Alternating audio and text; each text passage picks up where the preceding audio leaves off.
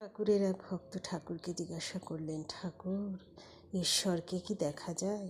ঠাকুর বললেন, হ্যাঁ, অবশ্যই দেখা যায়। নিরাকার সাকার দুই দেখা যায়। সাকার চিন্ময় রূপ দর্শন হয়। অবতারকে দেখাও যা, ঈশ্বরকে দেখাও তা। ঈশ্বরই যুগে যুগে মানুষ রূপে অবতীর্ণ হন।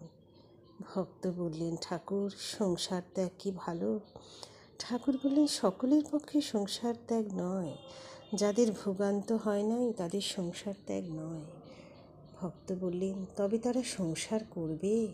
ঠাকুর বললেন, হ্যাঁ, তারা নিষ্কাম কর্ম করবার চেষ্টা করবে। হাতে তেল মেখে কাঁঠাল ভাঙবে। বড় মানুষের বাড়ির দাসী সব কর্ম করে, কিন্তু দেশে মন পড়ে থাকে। এরই নাম নিষ্কাম কর্ম, এরই নাম মনে মনে ত্যাগ। তোমরা মনে ত্যাগ করবে, সন্ন্যাসী বাহিরে ত্যাগ, আবার মনে ত্যাগ দুই করবে।